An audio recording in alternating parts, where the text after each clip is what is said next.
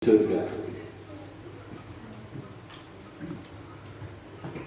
Guru, saya sudah layak masuk surga, ujar salah seorang pemuda saat baru saja memindahkan kakinya di rumah seorang sufi.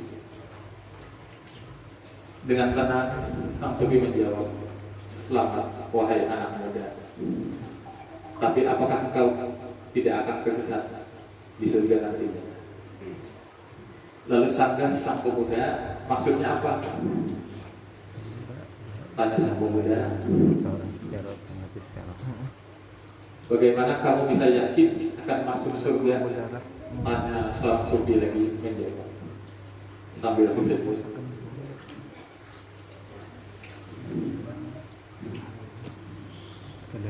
tanpa menjawab pertanyaan sang pemuda terlebih dahulu, sang sufi senyum-senyum simpul.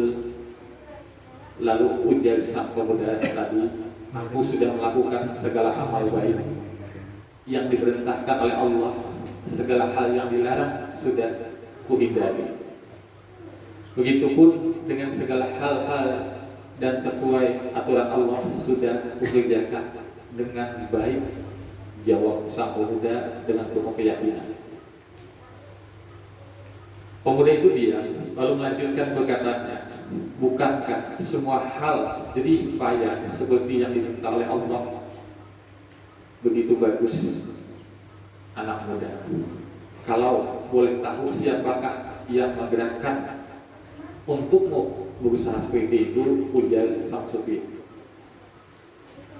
Dengan lantangnya sang pemuda menjawab, "Aku." "Jadi kamu mau masuk surga seorang diri dengan membawa semua amal itu?" kata sang sufi. "Ya pasti," jawab sang pemuda dengan penuh percaya diri. Lalu sang sufi diam sejenak, lalu berkata, "Anak muda, sesungguhnya saya tidak yakin jika kamu bisa masuk surga. Kalaupun masuk surga, aku khawatir malah engkau bisa tersesat." Lalu sontak sang pemuda itu terkejut dengan pernyataan ulama sufi ini. Ia tidak menyangka usahanya selama ini dinilai tidak punya arti dan punya makna di mata sang sufi. Wajah pemuda tadi seketika memerah antara marah dan kecewa. Melihat reaksi sang pemuda seperti itu, sang sufi pun berusaha menenangkan dengan bertanya, "Begini anak muda, bagaimana jika seandainya seluruh amalmu ditolak oleh Allah?" tanya sang sufi. Belum usai bicara, sang pemuda dengan segera mengajukan tanya, "Kenapa?" "Siapa tahu engkau tidak ikhlas dalam menjalankan amalmu," ujar sang sufi. Lalu jawab sang pemuda, "Aku ikhlas. Bahkan aku masih ingat dengan setiap amal dan keikhlasan yang kulakukan. Aku sholat wajib dan sholat sunnah. Aku puasa dan sunat-sunat yang lain. Aku haji dan aku zakat." Dengan bijak sang sufi menjawab, "Anak muda, orang yang ikhlas beramal tidak akan menjadikan amalnya pamer untuk memasuki surga. Orang ikhlas akan menyerahkan segala amal pada Tuhan sebagai bentuk terima kasihnya atas penciptaan dirinya di dunia ini, sehingga mana mungkin orang yang ikhlas akan mengingat-ingat dan menghitung-hitung amal yang kemudian ingin dibeli dengan balasan surga." Pemuda itu seketika lunglai. Pikirannya melayang-layang membayangkan surga dan amalnya yang tidak setumpuk itu memiliki kemungkinan ditolak oleh Allah. Sang sufi melihat sang pemuda tadi menepuk pundaknya, "Anak muda, mari kita istighfar bersama-sama. Jangan kecewa, jangan putus asa. Menginginkan dan berharap dapat balasan surga itu baik, tapi alangkah tidak beruntungnya kita bila sudah sampai tidak bertemu dengan sang pencipta Allah. Itu sama halnya kita masuk rumah, tapi kita tidak berjumpa dengan tuan rumah atau pemilik rumah. Bukan bahagia yang kita dapat, tapi justru kita akan seperti orang linglung, bahkan mungkin tersesat. Lalu anak muda tadi berkata, "Bu, lalu aku harus bagaimana?" Tanya pemuda tadi. "Cobalah untuk mencapai ridho Sang Pencipta surga, maka semua nikmat akan diberikan kepadamu. Amalmu sungguh bukan tiket menuju surga, tapi keikhlasanmu dalam beramal merupakan wadah bagimu untuk mencapai ridhonya, yang salah satunya akan mengantarmu pada surga." Jadi di sini bisa ditarik kesimpulan, ikhlas. Ikhlas tidak akan menuntut sesuatu daripada Allah, sesuatu perbuatan pada Allah, atau amal dijadikan tameng pelindung neraka, atau amal dijadikan media untuk menukar surga. Lalu orang yang ikhlas tidak akan menuntut balasan atas perbuatannya atau gawiannya. Arti ikhlas, ulama-ulama sufi terdahulu berkata, ikhlas adalah memberikan atau membersihkan amal dari kotoran-kotoran amal itu sendiri. Ikhlas itu apabila semua diam dan geraknya hamba hanya khusus karena Allah. Diulangi, ikhlas itu apabila semua diam dan geraknya hamba hanya khusus untuk Allah. Ikhlas ialah apabila tujuan manusia dalam semua amal ibadah melulu hanya pendekatan diri kepada Allah. Seorang salih agar dapat memperoleh keikhlasan yang sempurna harus memperhatikan beberapa hal. Ini kuncinya, ini poinnya. Semua amal ibadah hanya bertujuan mendekatkan diri kepada Allah, mencari ridhonya Allah. Ini satu. Dua, semua amal ibadah tidak bercampur dengan tujuan kepentingan duniawi seperti ujian, pengaruh di hati masyarakat dan lain sebagainya. Mencampur ibadah dengan kepentingan duniawi, ini seperti contoh yang dicontohkan oleh Imam Ghazali, seperti orang yang berpuasa bertujuan untuk diet, yang diboleh dengan puasa dengan disertai mendekatkan diri kepada Allah. Ini bercampurnya. Dan seperti orang yang memerdekakan budak agar terbebas dari biaya hidupnya dan terbebas dari akhlak buruknya, dan seperti orang yang sholat malam hari bertujuan agar tidak mengantuk, juga akan mendapatkan efek dari malam terjaga tadi untuk menjaga hartanya dan ahli warisnya. Juga sebagai orang yang menuntut ilmu agar menjadi mulia di antara kawan-kawan yang lain. Nah, di sini masih banyak berbaunya, tercampurnya, kadang-kadang dengan bahasa niat nyaman, mengkategori malam ini aku sholat tahajud, mengkategori aku malam ini sholat tahajud, atau dibalik, nah malam ini aku kategori aku bawa sholat tahajud. Ini karena keterpaksaan, karena kondisi, karena keadaan, lalu dicampur. Jadi ikhlas tidak bercampur dan tidak berbau. Ini paham? Insya Allah paham. Kalau kayak apa? Ini kita masukkan kayak apa? Kayak apa bisa ikhlas nang bujur? Jadi ujar Ibnu Athaillah, ikhlas adalah mengkhususkan hati untuk beribadah kepada Allah. Rahasia ikhlas adalah intinya yaitu keyakinan tentang tidak ada daya upaya atau diri sendiri selalu karena pertolongan Allah. dalam beramal, dan tidak akan sempurna suatu amal tanpa ikhlas walaupun ia tetap sah tanpanya. Demikian ikhlas akan menghilangkan riya dan syirik khafi dari amal. Rahasia ikhlas akan menghilangkan ujub, bangga, dan memperturutkan hawa nafsu, sedangkan riya akan merusak amal dan ujub akan merusak kesempurnaan amal.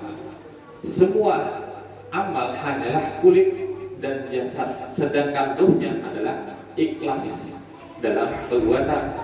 Seperti halnya tidak ada penopang untuk kulit kecuali ruh, karena jika tidak demikian kulit akan menjadi sekedar bangkai. Maka tidak ada penopang untuk amal-amal badan dan hati kecuali adanya keikhlasan. Jika tidak ada keikhlasan, maka amal hanyalah kerangka yang berdiri dan kulit kosong tidak berharga. Allah berfirman, padahal mereka tidak disuruh kecuali untuk menyembah dengan memurnikan ketaatan kepadanya dalam menjalankan agama dengan lurus. Lalu Nabi lagi bersabda, ketika menyampaikan firman Allah, akulah yang terkaya di antara yang mereka sekutukan. Barang siapa menyekutukanku dengan yang lain, maka aku tinggalkan dia beserta sekutu mereka. Lalu dalam hadis lain beliau bersabda, yang paling aku takutkan dari umatku adalah syirik ringan, yaitu riya. Dalam riwayat lain pula beliau bersabda, hindarilah syirik ringan karena syirik itu merayap seperti semut. Lalu beliau lagi ditanya, apa yang dimaksud dengan syirik ringan? Beliau menjawab, riya. Itulah makna yang terkandung dalam pernyataan Ibnu Athaillah.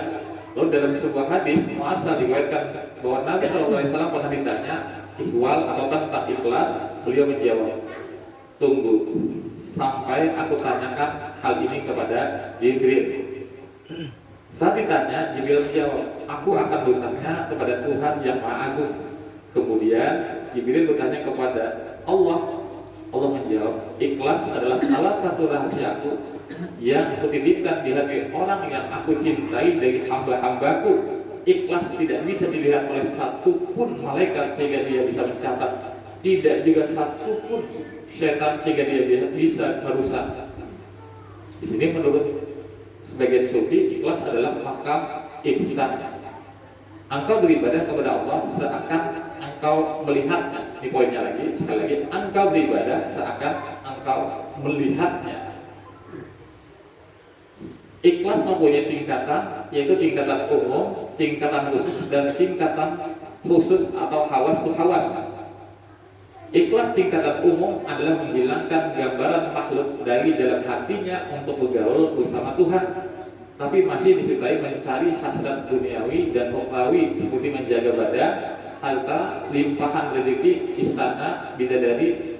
Ikhlas tingkat khusus adalah mencari hasrat ukhrawi tanpa hasrat duniawi. Dan ikhlas tingkatan khusus atau hawas adalah mengeluarkan segala hasrat secara total. Ibadah membuktikan kehambaan dan menjalankan tugas ketuhanan. Karena cinta dan rindu melihatnya seperti yang diungkapkan oleh Khalid, aku tidak menikmati apapun dari surga selain bahwa aku cinta untuk melihatmu. Kalau kita baca ini panjang, kita tutup aja. Jadi definisi ikhlas, kalau dalam bahasa gambaran ini atau yang diungkapkan beberapa dalil dan hadis, ikhlas itu tidak untuk orang lain, tidak bercampur dan tidak berbau. Lalu kayak apa? Tidak bercampur dan tidak berbau. Sedangkan kita ikhlas masih menuntut amal. Lalu dengan menuntut amal tadi bisa dinyatakan tidak ikhlas. Kayak itu pula berbuat untuk terhindar daripada neraka, sama halnya tameng, tidak ikhlas pula. Lalu kayak apa bisa ikhlas? Atau tadi di sini engkau beribadah melihat Allah, engkau beribadah melihat Allah. Jadi kita pakai beribadah melihat Allah yang nyata. Kembali ke pembelajaran dulu, kita serahkan 4 wujud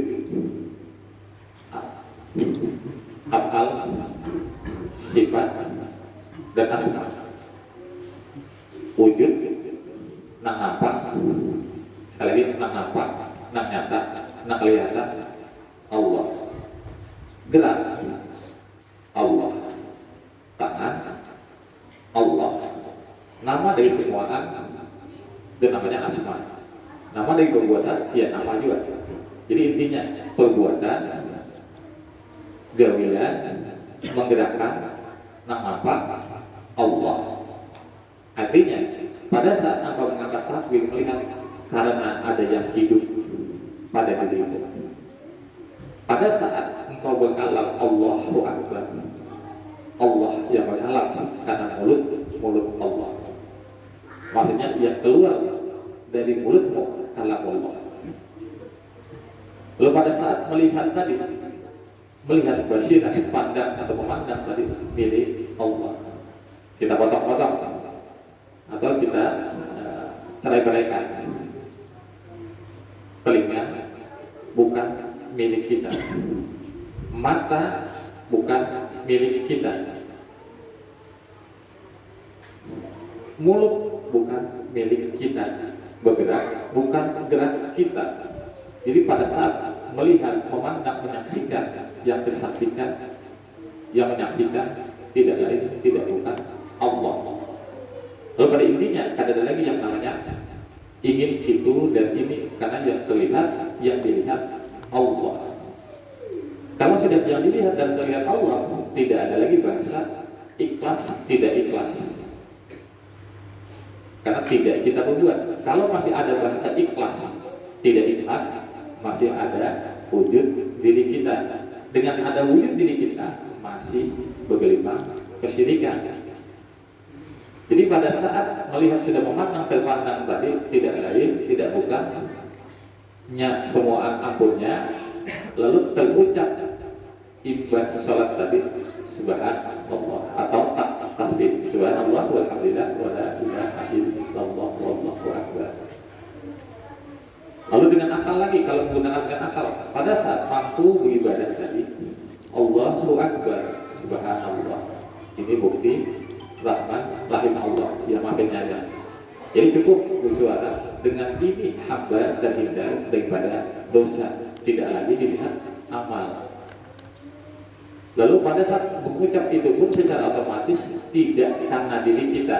Nah inilah makna lillahi ta'ala, karena Allah, bukan dalam bahasa penyembahan.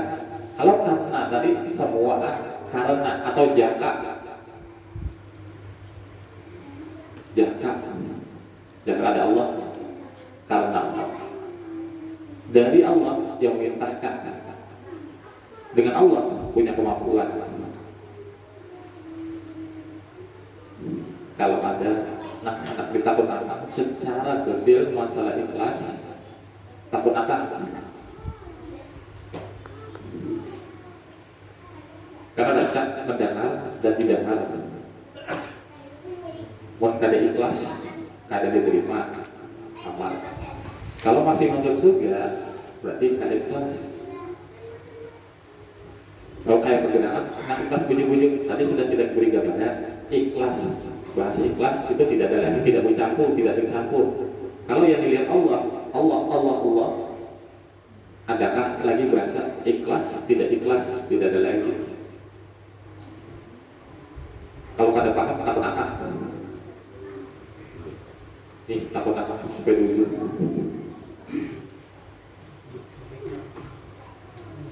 Itu ya,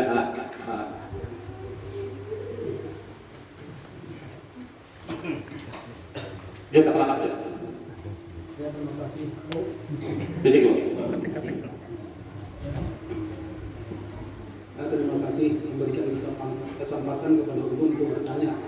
Setelah kita mendengari seorang pemuda dengan akti sufi mensolidasi tadi, dan begitu jelas, kemudian kemungkinan seorang pemuda tadi berpegang kepada amaliyahnya, sedangkan ahli sufi berpegang kepada ilmu marifatnya.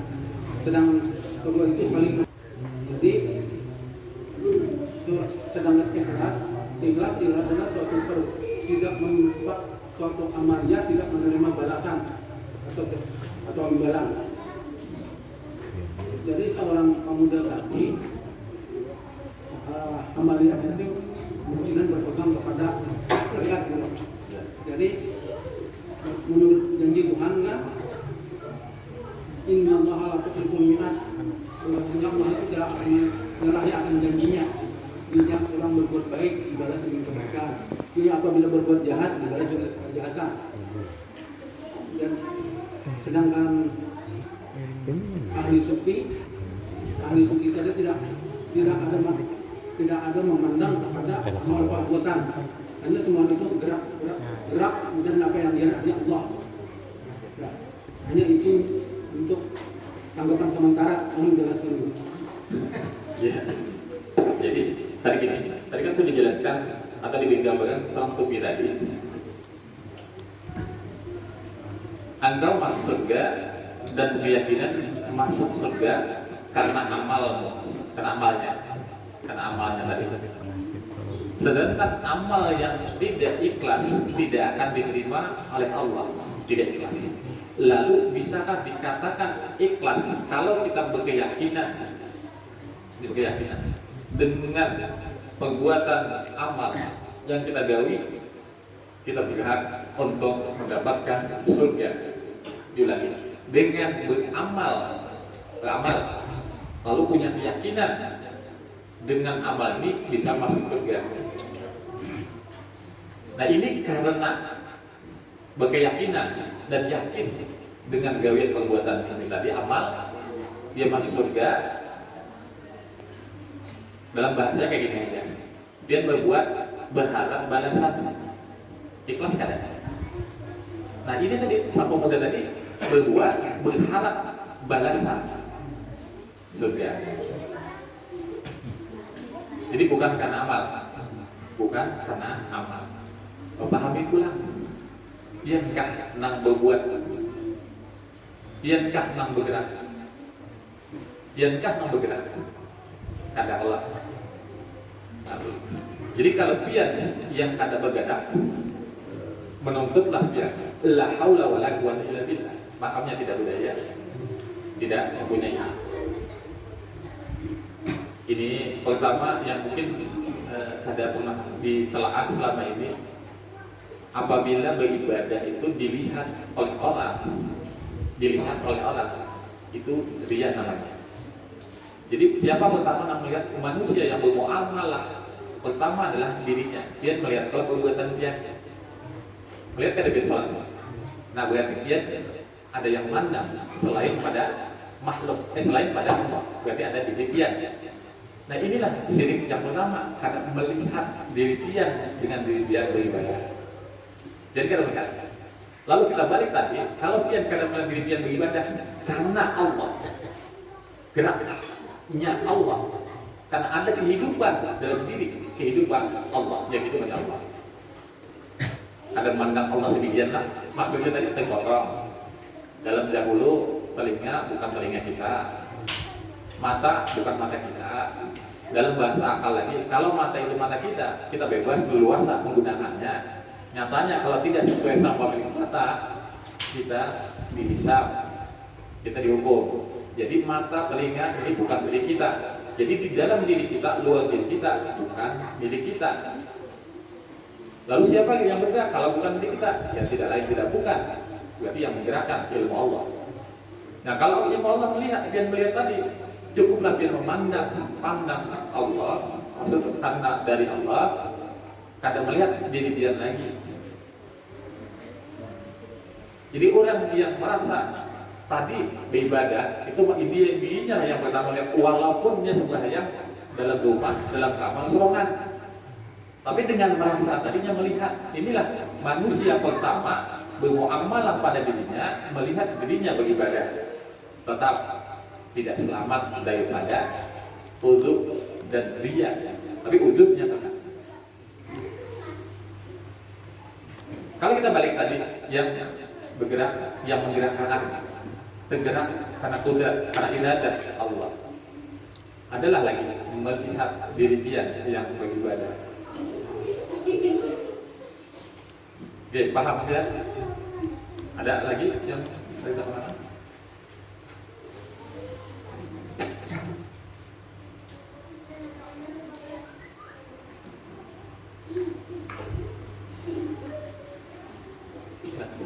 Ya.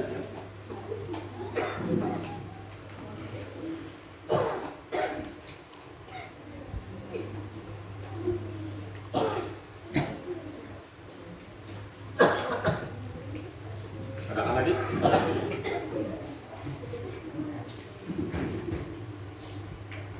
Nah, sebelah sini deh.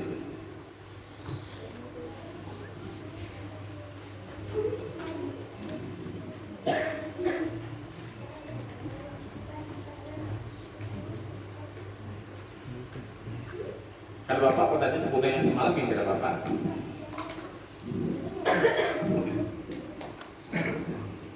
Assalamualaikum warahmatullahi wabarakatuh. Hubungan dengan masalah etis itu anda akan menanyakan saya kalau salah ambilan harus sendiri. Saya mengatakan bahwa yang mengaku ikhlas dan tidak mengaku ikhlas adalah kedua-duanya tidak ikhlas. Apakah ini benar? Kesimpulan seperti ini. Jadi yang mengaku ikhlas dan tidak mengaku ikhlas semuanya tidak ikhlas, kedua-duanya tidak ikhlas. Yang terima kasih. Yang mengaku ikhlas adalah ujung poin saya ini kurang yang sombong. Yang mengaku tidak ikhlas sudah tahu salahnya. Jadi yang mengaku ikhlas ujub dan sombong. Yang mengaku tidak ikhlas berarti sudah tahu salah, karena tidak ikhlas harus diterima.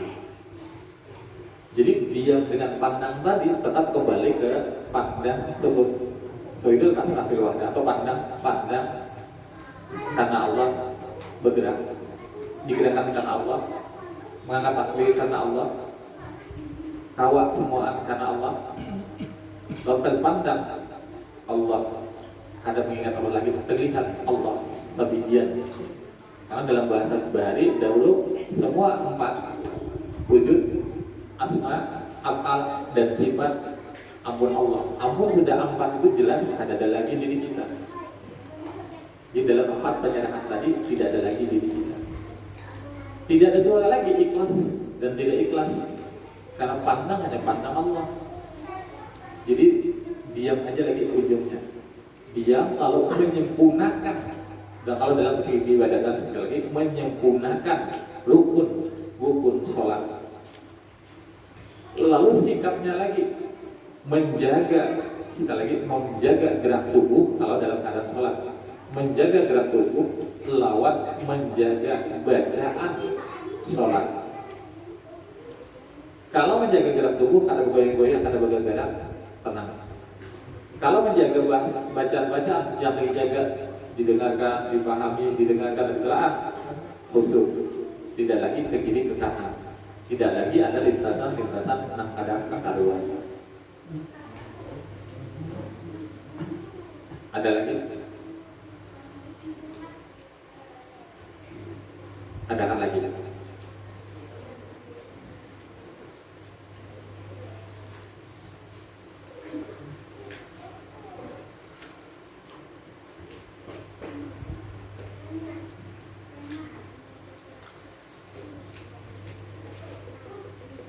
Jadi banyak hal di sinilah, bukan dari segi ibadatan. Yang dikira ibadatan sholat 5 waktu, karena definisi ikhlas itu banyak. Orang yang tidak ikhlas dengan kondisi yang ada, tidak mungkin bisa ibadahnya ibadah yang sempurna atau ibadah yang ikhlas. Jadi keikhlasan di sini, tatkala menerima sesuatu apapun itu baik dan buruk yang menimpa pada diri, dia ikhlas. Kuncinya bukan dari segi peribadatan aja. Ikhlas bisa kan didapat, ikhlas tidak bisa didapat tanpa kenal dengan Allah. Kalian tanpa kenal dengan Allah. Kekenalan dengan Allah sama halnya kita kenal dengan kedua orang tua dan kenal lawan dokter. Itu dulu Amsal yang semalam. Karena ini dijadikan landasan untuk berpikir dan berpikir. Artinya kayak gini. Dulu pada saat kita balita dibajui kuitan baju nang larang, baju nang larang, nang bagus, nang larang. Imbah dibajui kita diganti, lalu dipacul, diganti lawan baju nang murah. Bukan berarti orang tua dari sarik dia diganti, namun paham anak kurang akal, saling kurang akal, lalu diganti lawan baju nang biasa. Kayak itu juga Allah. Ingat, Allah bisa didekatkan ke pemahaman nang kaya kedua orang tua. Apapun bentuknya, insya Allah pasti demi kebaikan kita serongan.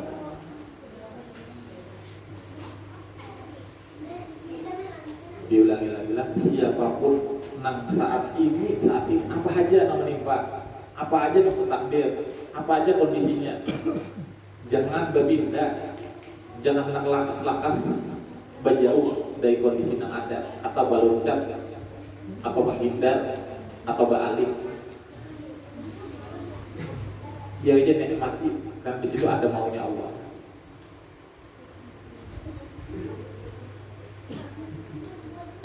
Kalau betul lakas sama pindah, ada dapat maunya Allah. Nah ini juga bahasa ikhlas, terima dulu.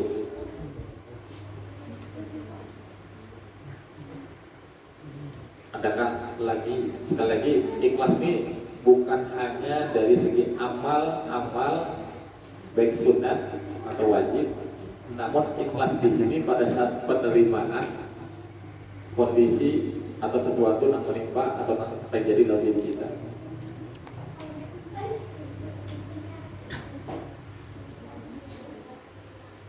Jadi awal utama, sekali lagi awal utama, tatkala sesuatu hal yang menimpa pada diri, kalau disikapi dengan mana, sesungguhnya dia awal atau pembuka jalan menuju keikhlasan dalam segi peribadatan.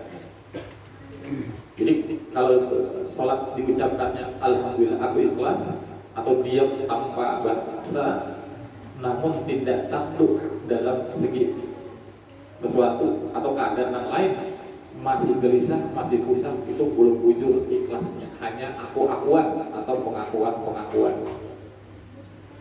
Jadi ikhlas yang sejati adalah ikhlas tatkala menerima sesuatu apapun yang tertimpa atau terkondisi atau tertakdir, dia tenang menyikapinya. Dan tenang di sini ada mungkin bisa tenang tanpa ada pengetahuan bahwa Allah Maha Mengetahui dan Maha Penyayang, serta Allah Maha Adil. Dan ingat lagi, sekali lagi ingat, Allah menciptakan segala sesuatu penuh dengan hikmah. Apa aja kejadian apapun itu ada hikmahnya. Jadi kalau Allah menciptakan sesuatu itu ada hikmahnya, berarti Allah itu Maha Mengetahui. Nah kalau sudah Maha Mengetahui, sudah terpikirkan untuk ini dan itunya. Dengan tenang tadi berarti kita beriman pada Allah Maha Mengetahuinya. Nah dengan beriman tadi membuktikan, lalu terbukti dengan sikap menerimanya dengan tenang. Nah inilah bahasa mengaji kita dengar. Tatkala engkau ingat Allah, batinmu akan tenang. Ingat, lillah, karena Allah. Bila bersama Allah.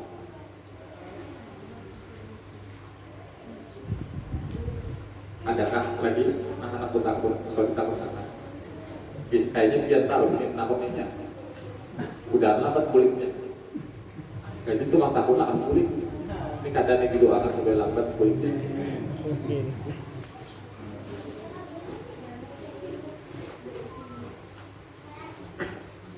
Ayo lain kasih apa lagi?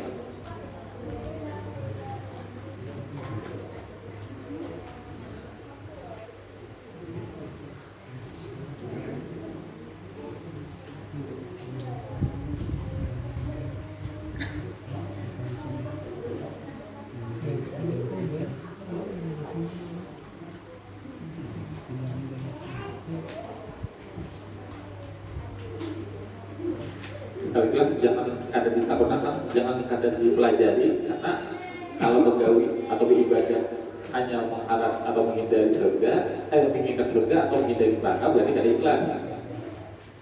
Kalau karena Allah bujur, tapi pembuktiannya ada bujur.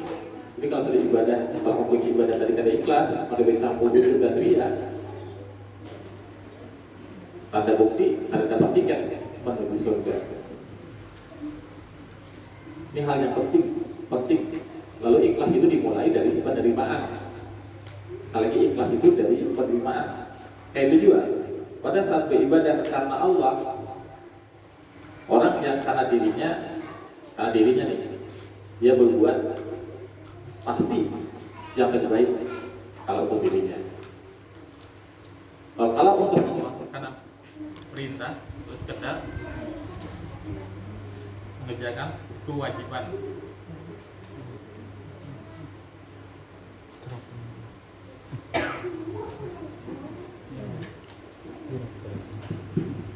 Ada apa lagi?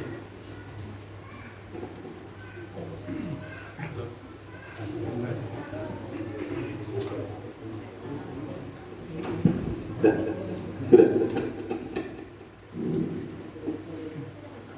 Ada apa lagi?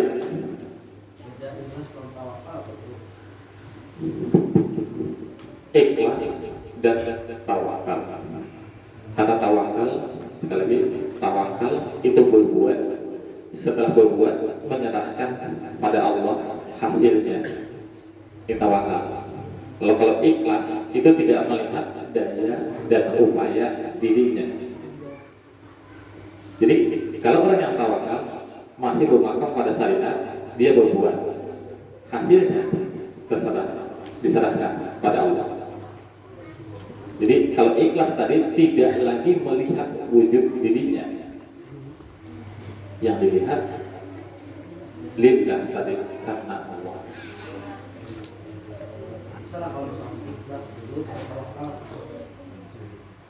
Ikhlas dahulu hanya tawakal.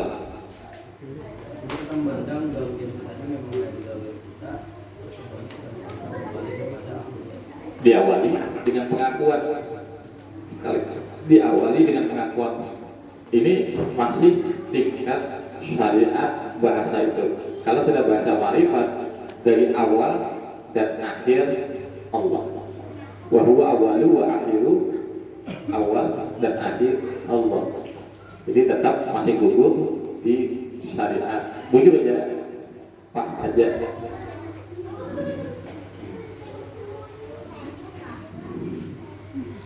Ada lagi?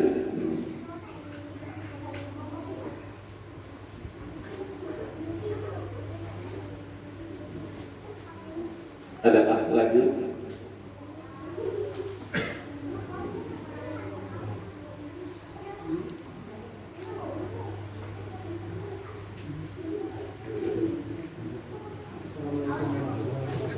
Waalaikumsalam. Ini mencoba pertanyaan kali yang kedua.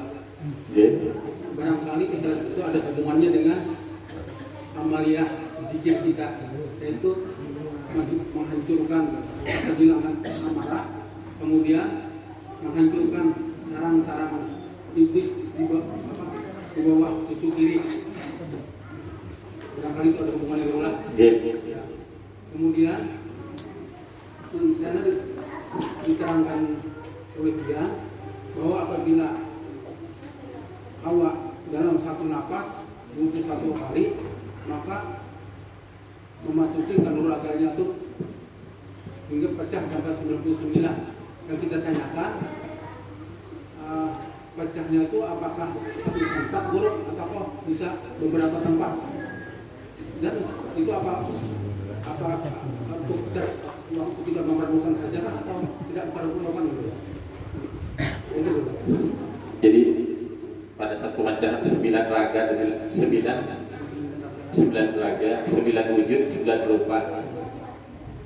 Kalau sudah masuk ke dalam 21 nafas berzikir sekali, atau dalam nafas satu kali mampu berzikir 21 kali, rasanya biarpun dilatih 10 tahun tanpa mengenal kuncinya nih, ada mungkin sampai 21.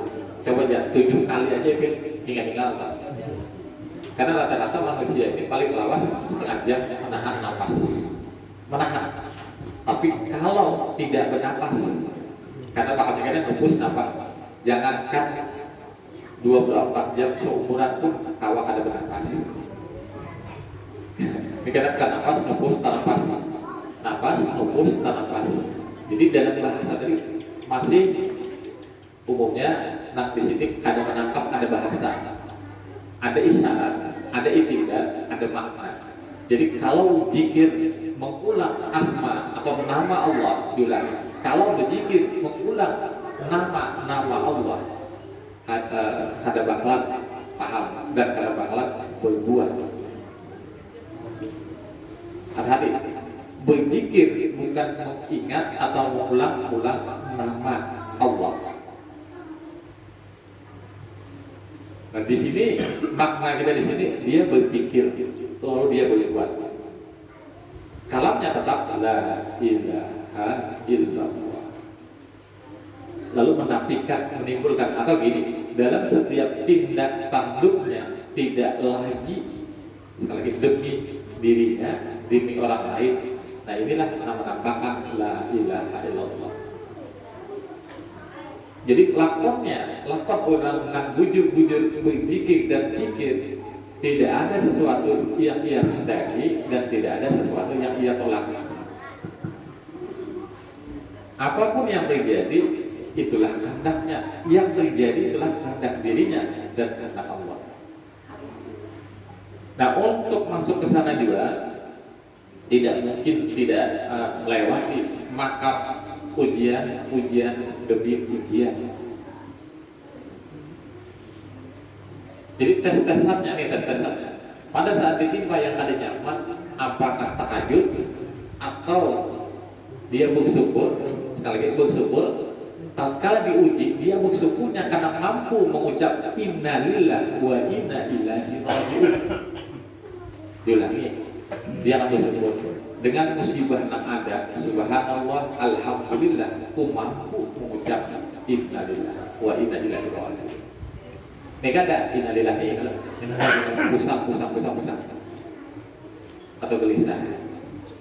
Jadi sampai masuk ke dalam makam pengucapannya tadi tidak diiringi dengan emosi dan amarah, tidak ada hiburan dengan bahasanya. Kalau selama ini kan hiburan umpama, mudah-mudahan jangan sampai ada batisnya patah sebelah, jadinya alhamdulillah masih ada sebelah. Ini pun ada bakalan masuk ke dalam zikir 21 tadi. Masih ada walaupun bahasanya tidak menolak, tapi dari nada bahasa alhamdulillah ya Allah sebutin aja biar ambil jangan semuanya ya apa udah. Jadi masih ada bahasa menyangga dengan bentuk hiburan atau alibi.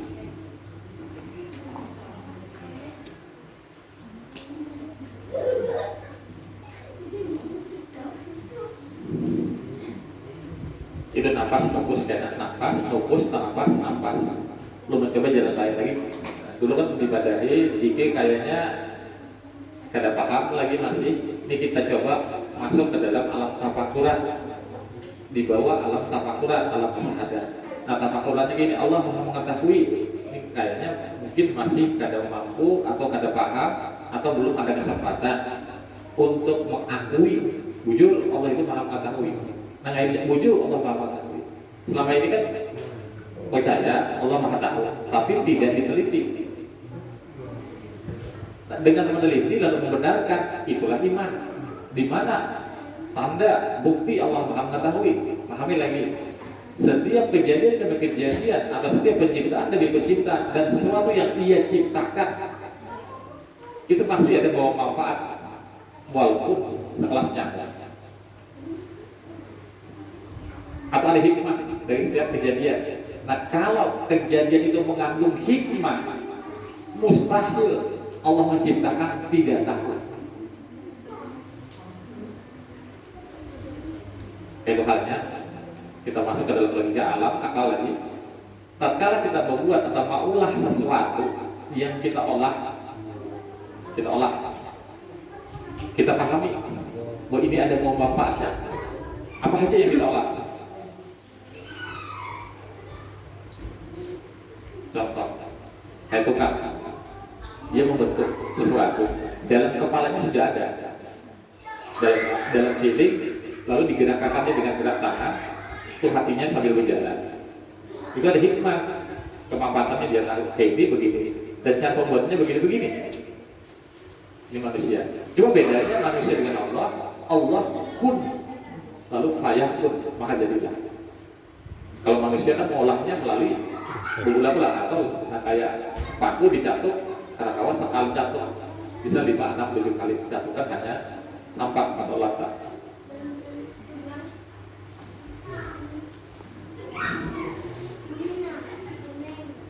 Loh, kayak apa bilang di sini kan Allah Maha mendengar. Pahami lagi di mana Allah Maha mendengar? Yang menciptakan pendengaran tidak mungkin tuli.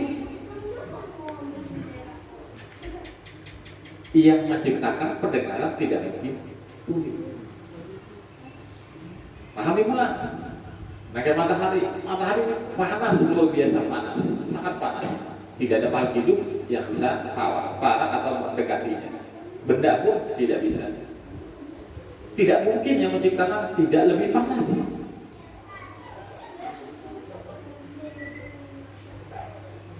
Kembali kalau akal kita pulang, kita berolah sesuatu. Kadang mungkin kau lebih gatal daripada kita. Menangkap kecuali menggunakan alat.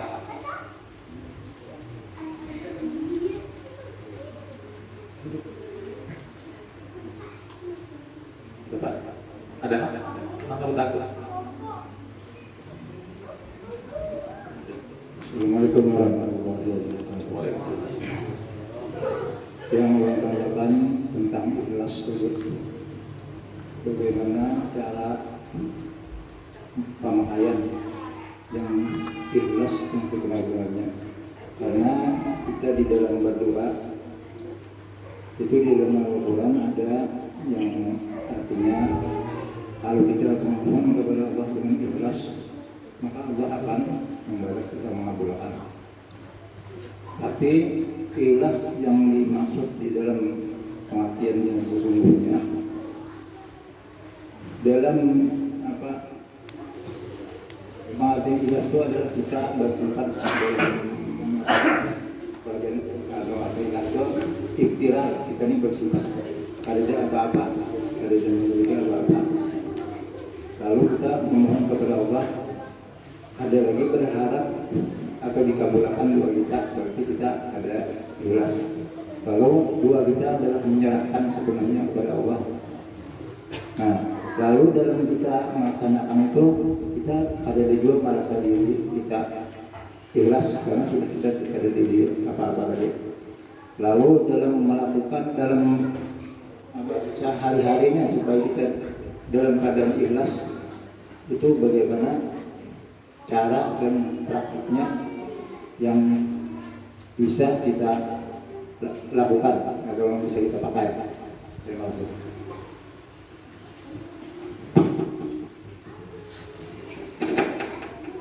Seorang hamba yang memperhatikan manusia dan memuliakannya, apalagi bahwa seorang hamba memperhatikan manusia dan memuliakannya, maka ikhlasnya tidak akan tercapai selama-lamanya. Dia juga mengatakan bahwa muraqabah kepada Allah tidak akan bersatu dengan muraqabahnya kepada makhluk, karena mustahil engkau bisa melihatnya sedangkan engkau melihat yang selain dia. Jadi tidak mungkin keluar daripada nafsu dan bebas daripada riya yang paling halus tanpa bantuan. Jadi munpian masih ada dalam lakon keseharian. Bagusnya lah tuh pintarnya. Kalau masih ada puji lawan orang, apapun puji lawan orang, puji nama atau puji makhluk, tidak mungkin sampai kepada makam ikhlas wujud. Intinya jawabannya atau di sini apabila pian masih mata digunakan untuk memandang pandangan makhluk tidak terpandang awal dan akhirnya Allah, tidak lepas daripada rija dan ujub. Jadi kayak gitu tadi, berpandang binatang, contoh biar lihat sapi. Sapi ini bagus nih, ada bagusnya sapi. Tapi dia memandang bagus karena ada yang hidup, karena ada yang hidup. Jadi yang hidup tadi Allah. Kalau sudah terpandang hidup, tidak mungkin sapi ini berharga, bernilai dan jadi sahabat bagus kalau tidak ada yang hidup. Tidak ada yang hidup. Kayak Tuhannya kepada diri dia. Kayak apa? Biar supaya jangan ujub, supaya jangan riya, supaya masuk ke dalam ikhlas. Ikhlas itu tidak berbau, tidak bercampur, putih tetap putih, bening tetap bening. Jadi kalau masih ada kandungan makhluk, tidak mungkin aku ikhlas, tidak mungkin ikhlas, paling mendekati ikhlas. Dan kalau mendekati berarti tidak ikhlas juga. Tetap kayak tadi, kembali ke 4 yang dia bolehkan: af'al, asma, jad, bersifat, jad dan sifat. Atau jad ini kita wujud Allah. Yang bergerak, yang berkalam, yang menggerakkan Allah. Jadi terpandang Allah, Allah, Allah, Allah, Allah. Ini hanya Amsal Bahari. Ini kopiah yang lihat, yang nampak. Ini kain yang mengelilingi. Mudah-mudahan paham. Ini kopiah ini lo misalkan diri dia atau diri kurang enam kiri kanan. Ini ke diri dia saja. Ini dikuluk, dibiarin kulit oleh Allah.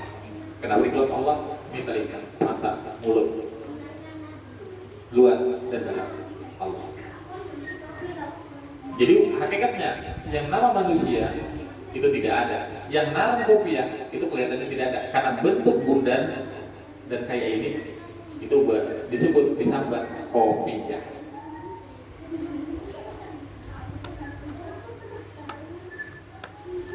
Nama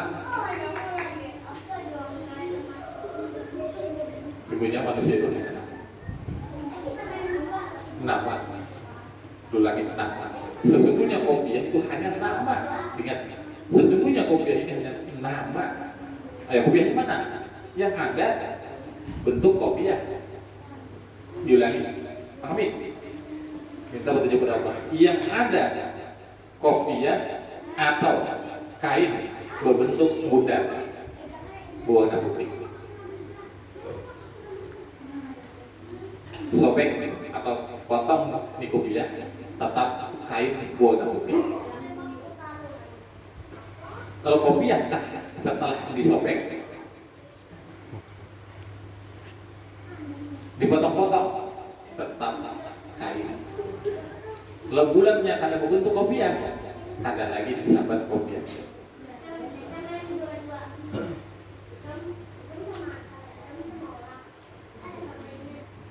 Kawan anggap. Jadi intinya yang bolehkan 4 anasir tadi atau 4 makam atau 4 yang dibolehkan tadi dan Allah. Nah, memang pun Allah.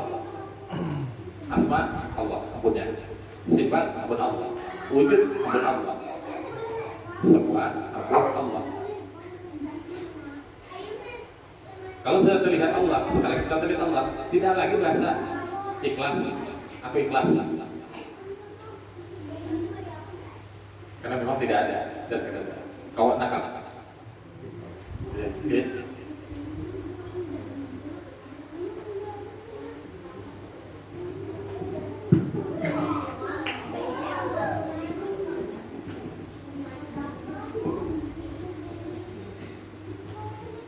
Ada lagi?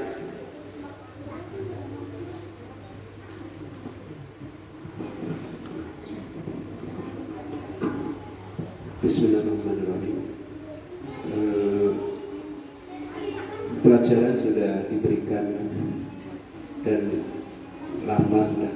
Cuman di dalam lakon keseharian itu masih belum bisa dilaksanakan dulu. Sering setiap ada kegiatan ujian itu kayaknya gagal.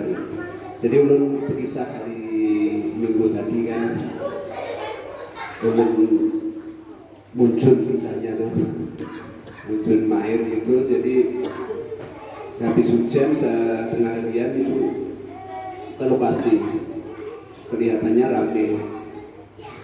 Kemudian sampai di lokasi itu ternyata alat wujudnya tuh tertinggal, kawatnya tuh tertinggal, nggak ada lagi di situ. Jadi harus ke muara lagi yang jauh sehingga kita nafsu kita waduh tersangkutlah yaam tadi. Jadi ke muara lagi beli kawat. Ternyata kembali ke lokasi kawat tadi hilang, tercecer lagi. Pokoknya sampai 3 kali balik sampai klaimnya hilang, jadi pusing akhirnya dulu. Jadi apakah kita memang lupa dengan Allah? Padahal kan sama ya Allah, apa kok bisa hilang, kenapa gitu. Jadi akhirnya karena waktu terbuang-buang tadi agak kesenjaan, dan puncaknya waktu pulang itu kecelakaan dulu. Jadi menghindari kendaraan di muka ulun yang merem mendadak, ulun kecelakaan, labah, kendaraan rusak, ulun sakit semua sampai ini. Jadi merasa kenapa hari ini siang. Nah ini kenapa, karena menghadapi hal-hal yang seperti itu kita tidak bisa lulus atau kembali pelajaran tadi seolah-olah lalai atau gimana tuh, atau itu bentuk gimana, bentuk hukuman atau kelalaian ulun atau apa yang kurang pada ulun dalam memahami ilmu yang diajarkan. Terima kasih. Gini, sekali lagi hilangkan definisi bahasa ini, atau hilangkan bahasa sesuatu yang tidak mengenakan itu musibah. Hilangkan. Satu itu hilangkan. Sesuatu yang tidak mengenakan itu musibah. Hilangkan. Lalu sesuatu penyebab kecelakaan ini keteledoran, hilangkan juga. Hakikat musibah adalah keteledoran. Sekali lagi hakikat musibah adalah keteledoran. Lalu dengan keteledoran terjadilah musibah. Datangnya keteledoran dan musibah tadi terisbatkan karena diri. Lalu kaifa menyikapi keteledoran atau musibah yang terjadi. Pahami, ini kan makna la haula wala quwata illa billah, tiada daya itu tiada upaya. Lalu pahami lagi, apapun bentuk usaha kita, kalau uji Ibnu Athaillah, kayak apapun engkau berdoa dan usaha tidak akan menembus dinding takdir.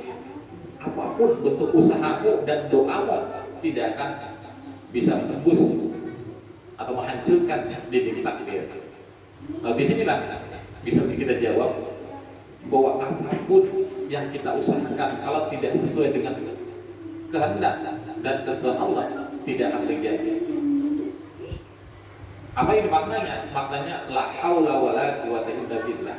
Tiada daya, tiada upaya. Dan pahami lagi, apapun yang terjadi di dunia ini, nafsulah yang berperan. Lalu kalau sudah nafsu ini menunggangi kita, sangat sulit nafsu dikendalikan. Tadinya kan nafsunya untuk makujud, hobi, kan nafsu dari hobi. Jadi kuat walaupun dilarang, walaupun hujan putih, hujan badai. Karena hobi lagi, apalagi di situ banyak peristiwanya. Ini nafsu sudah berperan. Sampai 2 kali, 3 kali, 2 kali kalau itu sampai berbulik menukar kawatnya, tapi tinggal pulang, publik pulang. Pada akhirnya kan sumpah.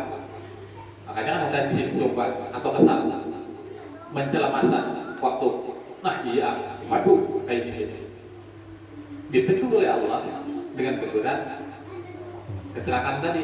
Ditegur, hai makhluk. Kayak itu halnya doa. Karena selama ini kita berdoa menuntut waktunya sesuai kehendak kita. Ingat, kita kadang mau mengatur. Doa adalah permintaan, doa adalah harapan. Udah paham harapan dan yang bisa menjawab Allah. Tidak bisa kita menentukan waktunya. Jadi pandang dalam ilmu ma'rifat, orang yang berdoa, sekali lagi orang yang berdoa, dia berdoa itu tidak mengharapkan dan tidak keluar harapnya dijabah doanya itu. Dia tetap berdoa, tapi dalam doanya tadi tidak sama sekali berharap. Karena dia sadar dia tidak punya kekuatan dan tidak bisa mengatur. Doanya tadi dia memandang, subhanallah, ini ku doa karena ditetapkan dan ketetapan sudah ditetapkan pada saat zaman azan. Dengan adanya doa ini ada harapan diijabah. Kalau pada saat penolakan, dia sadar penolakan itu adalah pemberian. Sekali lagi, penolakan itu adalah pemberian. Ingat, pahami, kenapa penolakan itu adalah pemberian? Dan pemberian, sakutan, ini adalah ujian. Berapa banyak orang yang diijabah oleh Allah doanya yang ada gugup uzubnya. Alhamdulillah, barakat aku berdoa.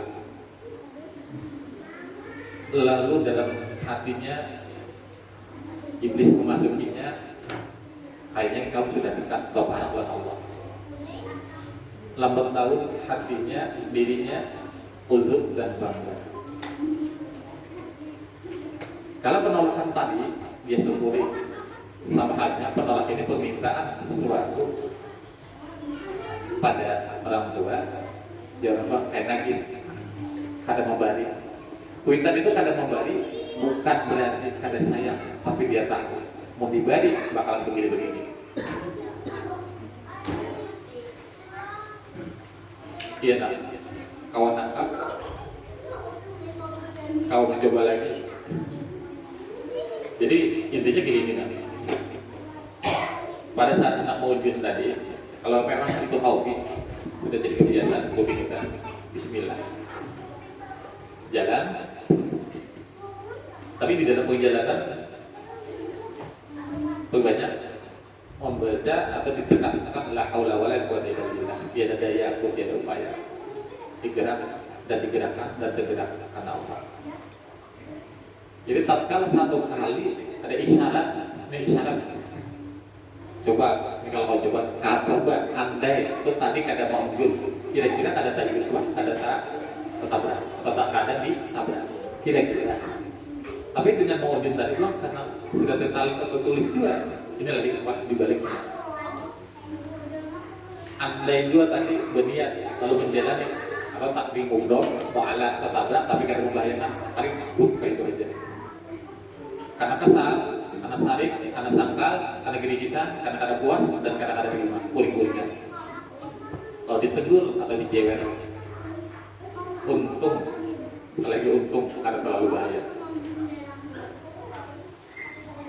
Jadi orang yang belajar ma'rifat atau belajar di sini kadang belajar bahasa iya atum kayak apa? Iya atum kayak apa?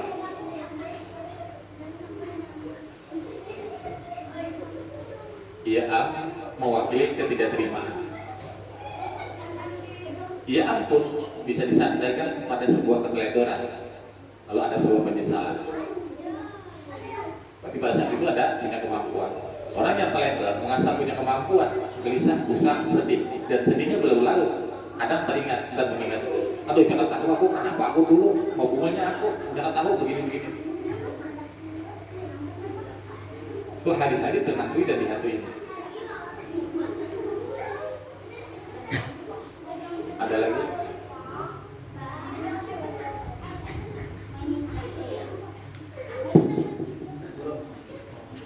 Ya.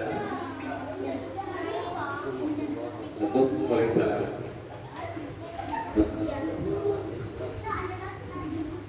Tunggu bahasa Al-Quran. Di dalam Al-Quran ini ilmu salehah,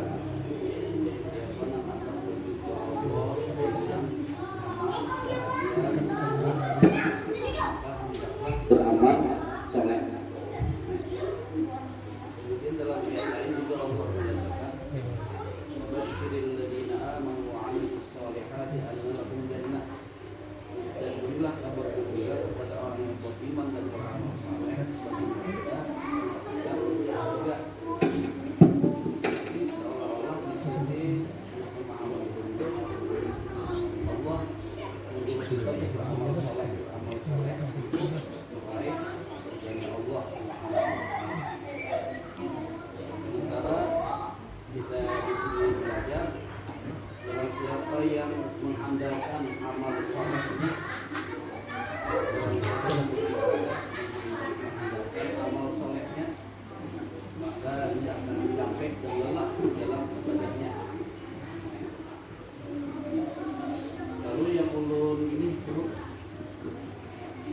dalam dunia pendidikan nomor SD.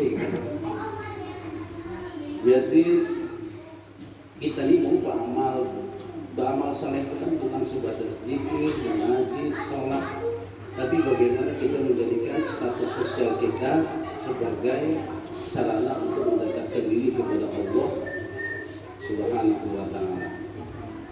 Jadi dijelaskan orang ikhlas itu adalah orang yang beramal tidak bercampur dengan unsur duniawi. Rasa-rasanya semua orang yang mengajar baik di SD, SMP sampai perguruan tinggi Islam sekalipun hampir, kalau bukan bersuuzon, hampir rata-rata mereka itu mau mengajar dengan bagus, malah harus ada diberikan sebuah ya laporan dan lain sebagainya untuk meningkatkan daripada gajinya.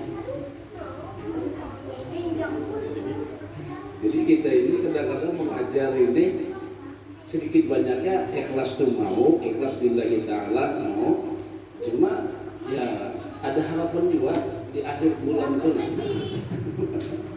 artinya untuk menghidupi dapur. Kalau ada gaji kebagiannya alih mengajar, nah ini lalu untuk membuat sebuah peraturan, ada orang ikhlas, ya ikhlas lillahi ta'ala mengajar, semua datangnya terlambat terus. Lalu kami bikin sebuah peraturan, kalau terlambat 2 menit denda sekian, terlambat 10 menit denda sekian. Akhirnya yang ikhlas tadi pun mentaati peraturan itu, seolah-olah dia mentaati peraturan bukan karena Allah lagi, karena adanya disiplin di sebuah pendidikan itu demi kemajuan pendidikan itu. Nah, bagaimana kita mensikapi kalau kita demikian? Apakah kita mengajar itu ada ikhlas, ataukah bahasa Al-Quran tadi kita bisa meraih surga Allah dengan beramal soleh? Kalau bahasa marifat, meraih surga Allah tanpa memandang amal soleh, cuma mengharapkan dengan rahmat dan ridhonya Allah. Kita jadi Ya, kita coba lagi lah. Kita coba ke Amsal yang nyaman. Dulu bahari kita katakan, taruhlah usianya di bawah 9 tahun, lawan ada begawi. Jadi disuruh kuitan, ke warung, bukakan wadahnya, itu ada upahnya. Laju tuh ke warung, kan ada upahnya. Ini ukuran kakak-kakak.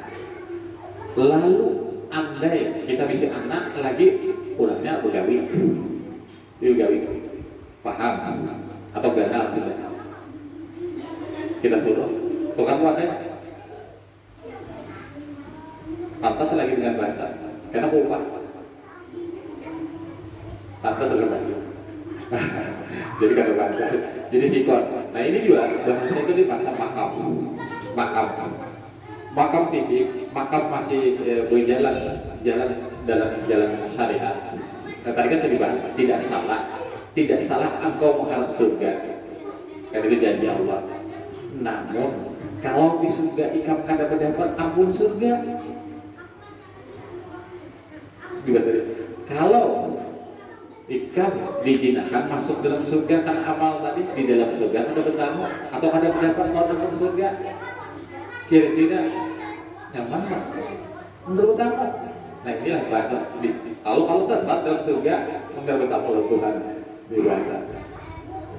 Gini pulang lalu masalah ikhlas. Nah tadi ini kan sebuah makam, karena makamnya sudah duduknya pada duduk akhlak atau adab. Orang yang begawi mengharap upah, sekali lagi orang yang begawi mengharap upah, dia harus membujurkan dan harus sesuai dengan perintah Allah. Jadi ada garis-garis hukumnya, dia harus menetapkan begini, dia harus dalam khusus tumanina dan menggali halalan tayyib. Cara penggawiannya, khususnya masuk ke dalam khusukah kita. Nah ini banyak hal. Kalau tadi dibahas masalah kayak apa kita bahas atau kita bahaskan dalam dunia pendidikan, kayak apa kita mengharap apakah atau ada kisahnya ini kisah banyak hubungannya juga. Dulu zaman sekolah menuju sampai kayak sini buat begawi apa sekolah tanpa memikirkan urusan rezeki, urusan makan dan minum. Intinya intinya urusan hidup dalam pembelajaran. Imbah keluar atau tamat sudah sekolah, lalu punya kehidupan banak begini. Tadinya aman, kada memikirkan. Lalu setelah imbah banak begini, lalu terpikirkan kayak apa ini, itu dan ini. Lalu kada lagi kawa tenang dan terserah urusan Allah. Setelah kuliah atau sekolah ambil, lalu terjun ke dunia ke masyarakat. Karena kau lagi kada masih berharap nominal berharap, bukan berharap aja gitu. Masih berharap. Amun berharap pada harapan usaha diri dan berharap pada makhluk, biasanya yang terjadi oni kandal, oni tipis, oni tebal, oni tipis, pasti ada bacanya boleh karma. Nah ini kita menekankan masalah ikhlas tadi, dia berusaha karena Allah, dia berkalam atau berceramah tadi karena ada yang hidup pada dirinya yaitu Allah, lalu yang memberi, yang mengukur Allah. Maksudnya sama di sini membuat dia melihat dan mengukur, oh aku kada mampu nilai, kada bukan usahaku, oh aku kada berkalam, berarti kada kau aku mengatur kehendak. Jadi tetap menerima, tidak menolak, tapi tidak membunuh dengan nominal. Nah ada. Kenapa? Tetap ke ikhlas lagi. Yang dilihat karena Allah, kau berpandir, kau bermamai, kau berceramah. Dan karena Allah juga, karena Rahman, Rahim Allah, si fulan atau panitia yang dilung. Kayak itu juga dalam mendidik, bukan karena ingin terkenal. Sekali lagi kalau bukan karena ingin terkenal, karena murni, karena hendak mendidik. Tanamkan. Kayak itu juga hanya biji tidak akan tumbuh kalau ada ditanam. Biji tidak akan tumbuh kalau tidak ditanam. Nah, pendamkan hasrat untuk terkenal dan dikenal. Lillah ini supaya si fulan ini. Karena begini apa? Karena terpikir. Karena yang terpandang tadi si fulan. Nah ikhlas juga punya. Karena kadang melihat diri. Jadi bukan berarti kadang mengambil zakat syaitan itu tadi atau sebanyak-banyak kadang ada mengambil. Cuma maksudnya banyak sedikit Allah karena Allah. Kita kadang berhak menentukan karena lain perbuatan. Kada ampun perbuatan kita kembali ke 4 tadi telah wujud, asma, sifat Allah. Akal Allah semua pun Allah. Kawan akal. Nah, jadi kita tidak pernah mengambil, cuma tidak mengukur atau tidak berharap dengan usahaku ini embel-embelnya ini sama halnya tadi, sama halnya mahal-mahal tadi berkeyakinan. Lalu tidak dicap ikhlas sekali lagi definisi ikhlas. Arti ikhlas kita di sini melihat Allah. Lillah karena Allah, billah bersama Allah. Artinya kalau bersama Allah atau bismillah tadi dengan Allah, kadang ada kau macam-macam engkau. Karena kau mamai, kalau ada yang hidup pada diri, ini bismillah tadi dengan Allah. Lalu yang menggerakkan, yang mengatur, yang memberi, yang menjanji lillah karena Allah. Jadi orang ikhlas itu bisa dicap atau disebut bismillah karena Allah, dengan Allah.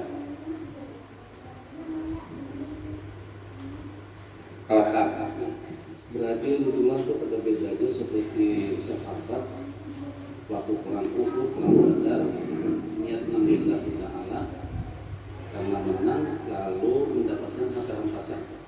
Nah itu ceritanya dia. Itulah. Iya. Artinya kalau kita tapi sesuai dengan niatnya. Ya niat kan nanti lain kalimat. Kalau begitu pulang dapat bagian atau rampasan karena hasilnya kurang. Berarti punya akhirat. Itulah. Iya. Tapi tidak mengukur dulu. Nah, Tidak mengukur dulu. Dan hasilnya pun tidak mau, oh kenapa aku bagian segini? Tetap. Karena janji Allah, kadang-kadang gini, ada bahasa tulisan bahwa mengatakan Al-Quran itu ada bahasa hakikat, kadang-kadang Quran itu bahasa syariat. Hadis kayak gitu juga, kadang hadis itu bahasa syariat, kadang bahasa hakikat. Udah lagi? seperti itu. Iya. Ada perkataan Fudail bin Iyad, beramal karena makhluk itu riya, meninggalkan amal karena makhluk itu Sombong. syirik. Ya sombong sirik ya sama. Ya, Ya. penjelasannya. Kalau karena manusia bukan karena Allah, sudah nyata karena tidak ingin. Kadang-kadang kalau karena manusia itu kan ingin disambat kurang alim, ini karena manusia ingin dinaikkan pangkat jabatan dan diukur orang yang berakhlak, ini karena manusia. Macam kalau karena manusia tadi, mungkin kalau karena manusia paham, kalau lalu meninggalkan karena manusia adalah sombong. Di mana sombongnya? Ya sombong, jelas. Kenapa? Karena demi manusia dia tinggalkan. Karena manusia dia tinggalkan, bukan karena Allah. Jadi sombongnya lawan Allah, bukan lawan manusia. Sombongnya lawan Allah, bukan lawan manusia. Ujub, aku pada ibadah, kalau bina disambat kurang sombong, aku ria. Nah dia sombong dengan manusia, ada karena kan bergerak, tapi sombongnya lawan Allah. Aku ternyata ujubnya lawan Allah, sombongnya lawan Allah, mampu meninggalkan karena punya kemampuan meninggalkan. Kawan apa? Ada lagi 1, 2 pertanyaan lagi, nah kita sudah sampai 10 kurang. Ingat sekali lagi harus dibenahi bujur-bujur masalah ikhlas ini. Kenapa? Karena kalau kada ikhlas tadi sudah dipahami, tidak diterima oleh Allah. Kalau orang yang tidak ikhlas dalam hidupnya dibuktikan dengan sifat pusat, gelisah, kecewa, sakit hati, sangkal, gerigitan, mual. Jadi kalau ada yang disebut tadi, sesungguhnya dirinya tidak ikhlas. Kalau kayak Pak, kenapa? Coba pahami lagi. Orang yang sarik, ini sariknya banyak, bisa sarik mual, gerigitan, sangkal, atau sarik kalian. Sarik itu kada terima. Sarik itu merasa terugikan. Sarik itu tidak puas. Sarik itu karena tidak sesuai dengan kehendak. Sarik itu merasa terganggu, merasa memiliki. Sarik tadi merasa punya kemampuan. Kadang, oh, kenapa akulah berhari? Jangan tahu kayak begini. Ini sangkal, walaupun kelihatannya hanya penyesalan, sebenarnya sarik juga.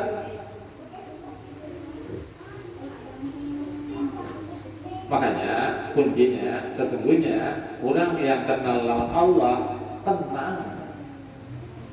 Jadi kalau bahasa dulu mengingat Allah berarti tenang, hati tenang. Kalau hanya ingat nama Allah tetap pusing, tapi kalau kenal Allah tenang, ingat Subhanallah.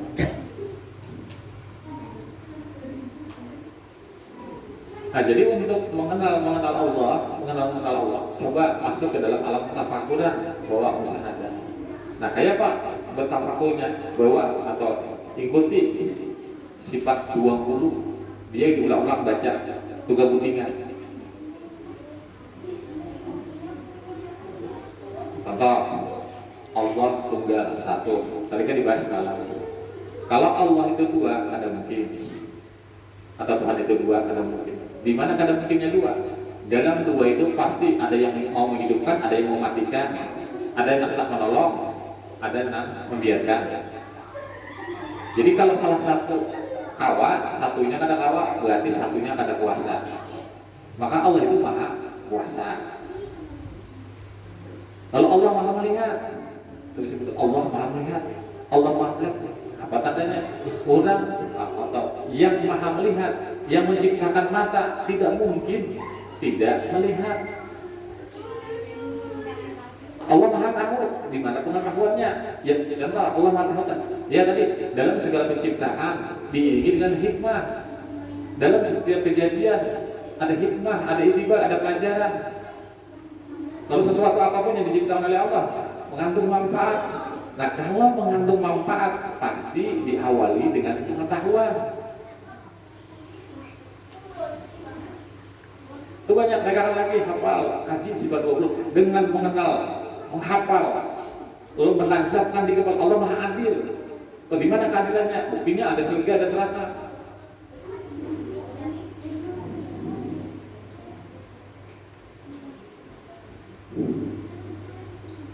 Duduk sambil berzikir dan beristighfar, pandang nang hitam, nang adab ke atas, tenang berzikir.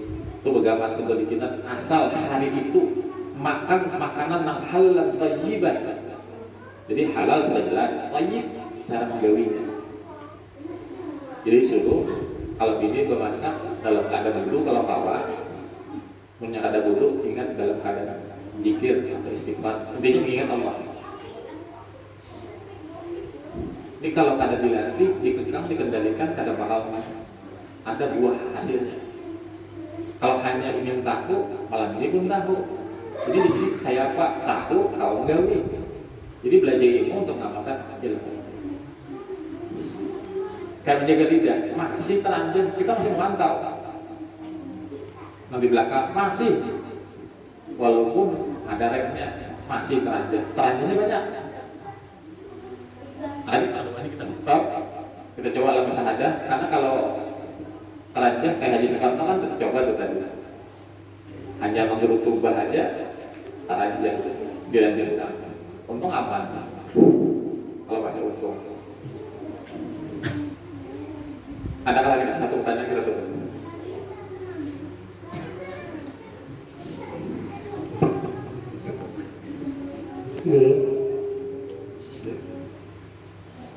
Ini pertanyaan agak mengambil dari YouTube gitu, cuman menjanggal buat guru. Jadi sang guru ini ditakuni muridnya itu guru. Jadi sang murid tadi bertakut, guru ulun hendak tahu jawabannya kayak apa memesrakan dengan nur. Itu guru ajar muridnya kayak apa caranya supaya bisa mesranya dengan nur. Jadi sang guru tadi langsung menjawab, oh itu tanda nikah. Ujar sidin kalau kita hendak melihat memesrakan dengan nur, tukupi apa boleh lawan kain selimut lah berapa sini. Setelah berapa tadi sudah tertutup awak sini, ditikimnya tiram siling berapa tadi ada lagi guru, ada awak siling lagi. Nah setelah itu lagi sini diangkat keluar sini. Nah itu bang caranya memesrakan nur tadi. Karena lagi akunya nah siling bukti akan karena lagi ditiram di tokopi kan. Jadi ya jangan muridnya dia dulu bisa kalau hurufnya apa. Nah jadi ya sini itu perlu latihan. Nah itu aja guru. Kayak apa? Kayak si guru tadi kan mempraktikkan mesra dengan nur. Sini hilang di tokopi kalau selimut ditiram tentu. Setelah diangkat hanya sin ada belah. Nah itu juga. Assalamualaikum warahmatullahi wabarakatuh. Jadi memasrahkan lawan nur. Jadi nur di sini kita langsung masuk buka masalah adalah nur ini nur an-nur, nur an-nur, nur di atas nur. Lalu nur di sini bukan bahasa definisi cahaya lah, bukan definisi cahaya. Maksudnya bukan arti daripada cahaya. Diulangi, nur di sini bukan cahaya. Namun nur di sini adalah cahaya di atas ketinggian alam musahadah, atau bisa jadi di ketinggian alam ketuhanan. Nur tadi memasrahkan dengan nur, bukan memasrahkan bahasa jatlah tadi. Jadi lalu kayak apa jika lakonnya seorang murid sembunyinya di nang kita padahi dan lajarakan dan kita kupas, itulah cara kiat awal untuk memasrahkan lawan nur. Kayak gini, paham ya? Laki-laki dan bagian kalau sudah bersatu dan menyatu, ada rasa nikmat yang semua mungkin paham, karena bersatu dan menyatukan. Dan pada hakikatnya mula babinian daripada tulang rusuk Adam atau kita juga. Lalu kita membahagiakan dan terbahagiakan pada hakikat dari yang satu juga. Setelah bersatu. Kayak itu juga. Apabila kita menyatukan yang terjadi karena Allah, terjadi itu karena keinginan Allah, tidak ada lagi sesuatu yang kita tolak dan tidak ada sesuatu lagi yang kita tidak tolak. Maksudnya tidak ada sesuatu yang kita tidak kehendaki, tidak ada sesuatu yang tidak kita kehendaki. Maksudnya lagi, apapun yang terjadi itulah kehendak kita. Menerima. Bahasanya yang kita bahaskan, jangan berpindah ke kondisi A ke kondisi B. Terima, di sini ada hikmah. Nah, penerimaan di sini ada mungkin kalau kada mengetahui. Mustahil nang duduk di sini kau menerima sesuatu yang kada nyaman kalau kada tahu ini dari Allah. Apalagi lain daripada Allah. Contoh, mun kita lagi ke kanan, dipukul orang, lain kuitan sehari semelawan. Kalau lagi ke kanan, dipukul kuitan kedua, paling akai-akai kada melawan. Kenapa? Karena tahu ini dari Allah. Ini kuitan. Menerima tadilah jadi masalah.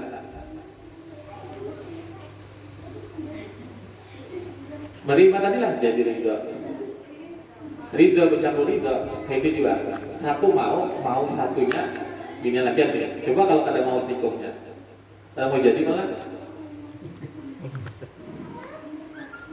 Paham deh? Paham lah. Kada paham lah. Menerima lah. Nah ini giat-giatnya. Jadi kalau terima kayak gini, kada ngalir giat-giat. Insya Allah kalau sudah diulang-ulangi paham dan sudah terjadi, oh ini kan maksudnya, oh ini kan maksudnya. Pembelajaran kita ini dulu kayaknya buahnya atau hasilnya, ini kan maksudnya, oh ini artinya, ini kan jadinya. Lah inilah bahasanya punya senjata atau punya ilmu pada saat terjadi, oh ini paham. Asal niat tadi belajar ilmu untuk mengamalkan ilmu. Paham dah? Nah sebutin pas. Biar kalian sebutin kita tutup.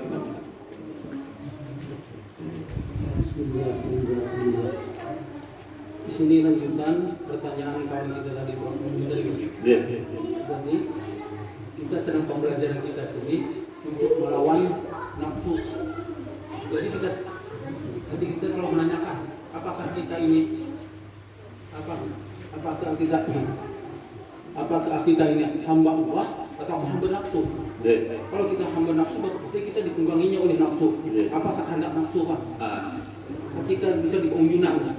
Saking pemandangan azan Allah Akbar, Allah yang Maha Besar.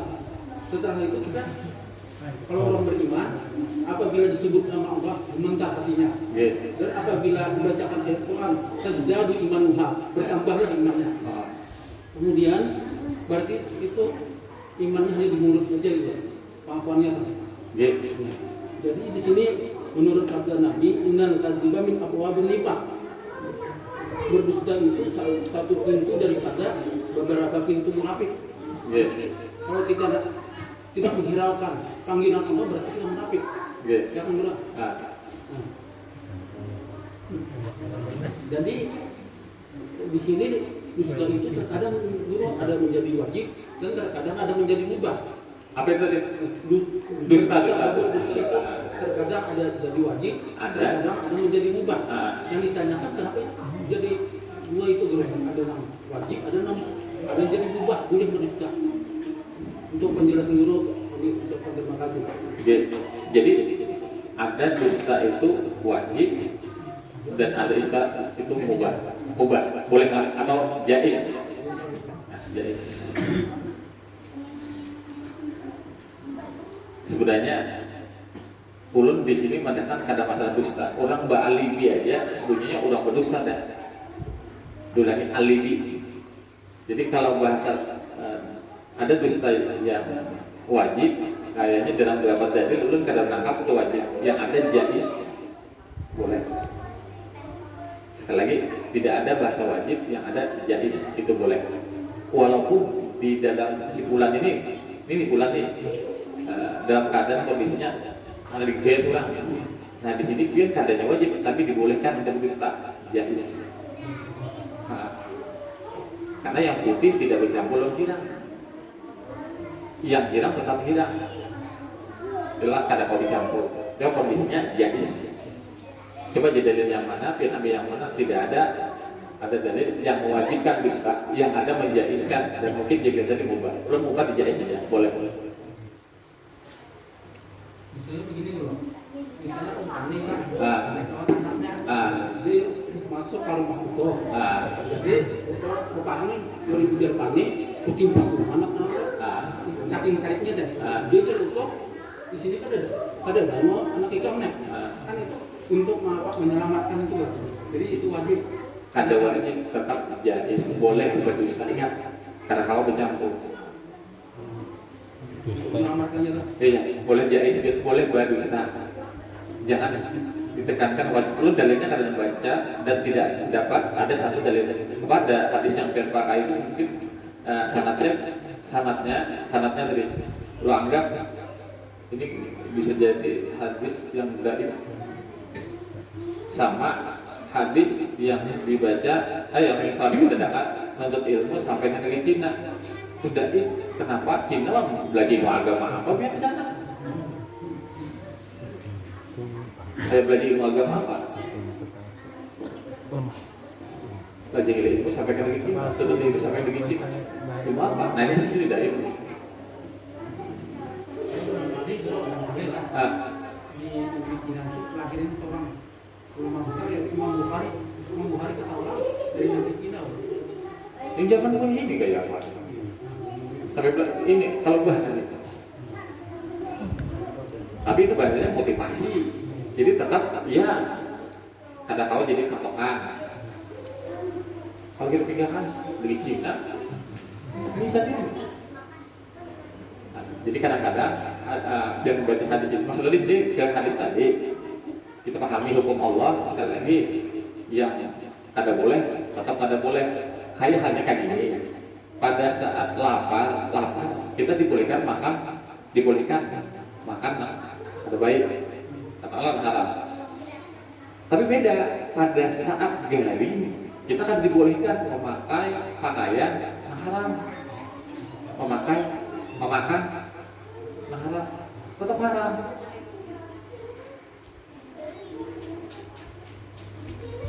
Gitu, paham ya?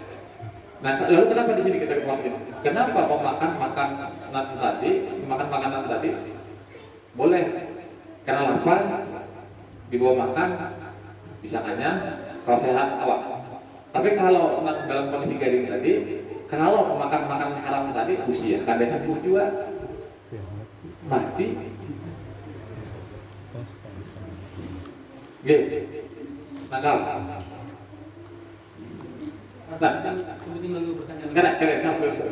Sama tadi, umpamanya tadi berdusta nih, ini berdusta. Yang tadi kena wajib berdusta sih ditakuni, yang ada percaya, biar percaya, yang ada percaya carinya juga, dapatnya gaya dia dulunya. Ayo, dustanya sudah kena, ya bahaya juga. Jadi kalau kita gugurkan ke hukum jais boleh demi menyelamatkan. Nah, kembali sedang pada Allah juga. Nah, kita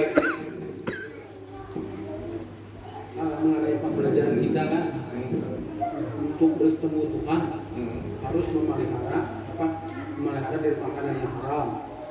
ya. Jangan memakan haram. Kemudian yang makruh.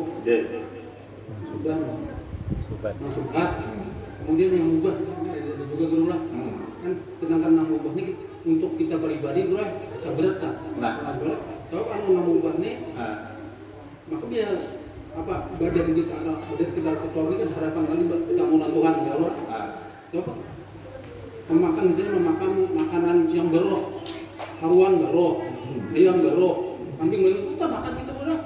Itu berarti kalau kita ini jadi kuburan, jadi alkah, jadi alkah hayawan jadi alkah baik. Kotor kan akan mungkin untuk bertamunan Tuhan. Bagaimana Tuhan itu? Ini mubahnya hewan, adanya mubah. Hewan kan iwak, hewan iwak.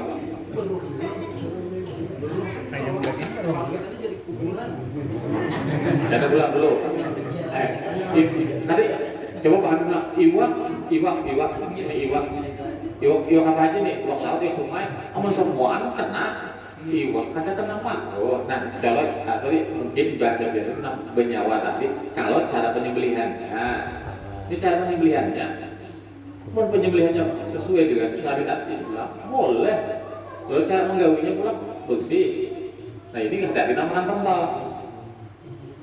Nah, dimana pentol? Karena pentol dagingnya harus basuh. Nih kalau sudah ketemu, makan lagi. Nah itu sudah jelas kita tahu tuh. Sebenarnya mungkin tahu semua, tidak ya.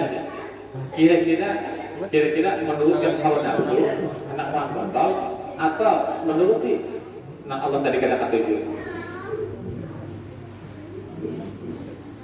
Jadi orang makrifat meninggalkan hal-hal yang jais saja ditinggalkannya.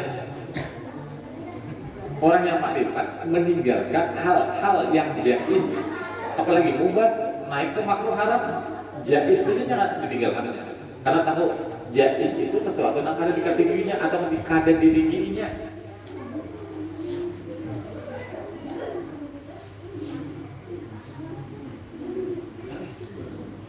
Jadi ragu-ragu atau batasan-batasan orang yang menuju makrifat itu hal-hal yang makruh sebenarnya ke jais pun, tapi kita kada buat sini jais lah, kada kita buat jais makruh aja. Sebenarnya jais pun ada di jais karena tahu Allah itu kada kata itu.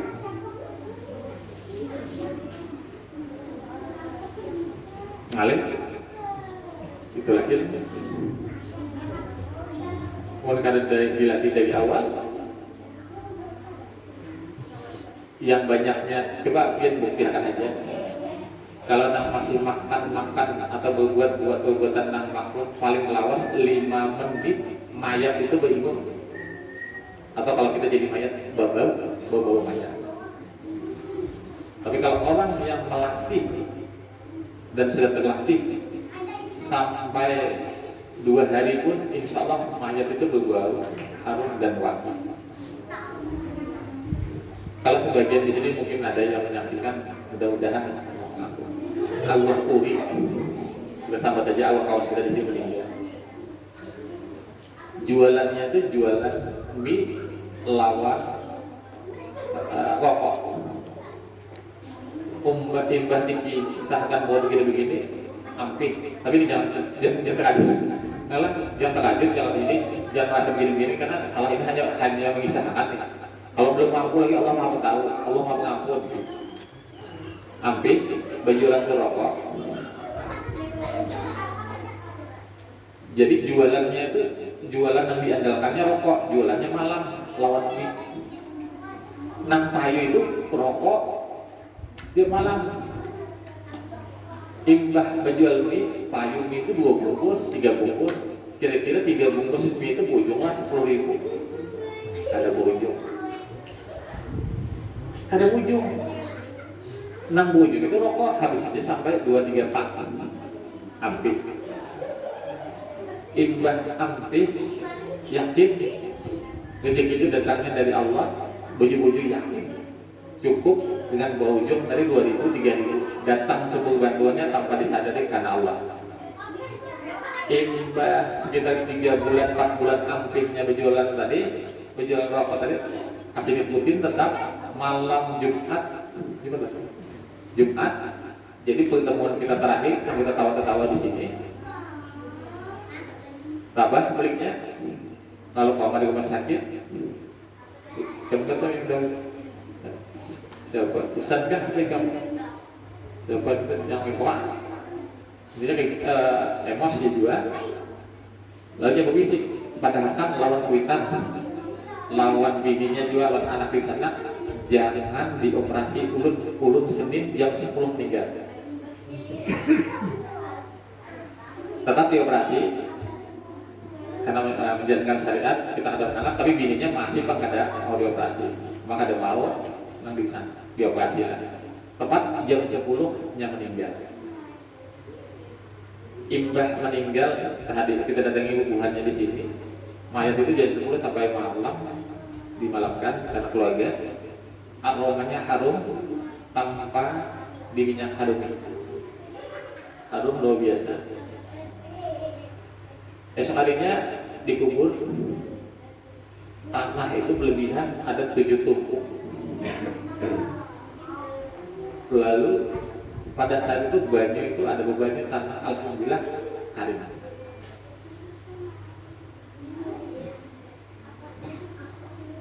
Sampai ini luar biasa karena Allah tadi, karena Allah selamat karena sesuai dengan kata Allah. Artinya maksudnya di sini pulang jangan pernah takutan, karena ketakutan sembunyinya nafsu lah yang ketakutan. Lalu pahami lagi hidup menuju Allah atau ahlullah, banyak musuh yang menyakiti, yang hendak membinasakan. Sekali lagi orang yang berjalan atau ahlullah banyak musuh yang menyakiti, yang hendak membinasakan. Itu hukum sunnatullah. Mulai zaman Nabi sampai ke wali-wali Allah pasti melewati hukuman, bukan hukuman, melewati permusuhan, dimusuhi, dikucilkan, dicaci. Jangan takutan. Artinya pula siapapun yang hendak berjalan menuju Allah, kalau ada ketakutan demi ketakutan lebih baik bahaya. Karena itu sudah hal yang pasti dilewati. Sekali lagi hal yang pasti dilewati. Kayak juga emosi, amarah, kekecewaan, ketidakterimaan itu ada, itu pasti dilewati. Setelah terlewati, jadinya biasa. Setelah biasa jadi kebiasaan. Kalau sudah jadi kebiasaan, biasa. Maksudnya lagi, pahami lagi, tidak mungkin tidak dilewati. Sekali lagi, orang yang disuji Allah tidak mungkin tidak dilewati. Karena ini kisahnya. Jadi musibah adalah Lailatul Qadarnya kurang belajar di sini. Mal 1 tahun yang lewat kita ucap hubungannya di sini ada beberapa orang karena Lailatul Qadar. Lalu tadi Kamal bersuara ini kan Lailatul Qadarnya musibah semua. Bulan puasa tahun tadi.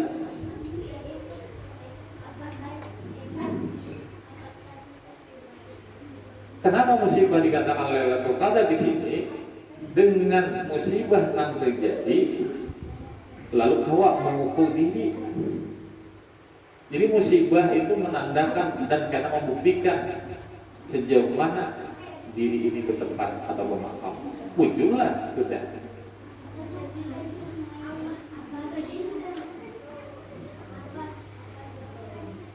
Nah, kelewatan sudah. Wabillahi taufiq wal hidayah. Wassalamualaikum warahmatullahi wabarakatuh. Al-Fatihah.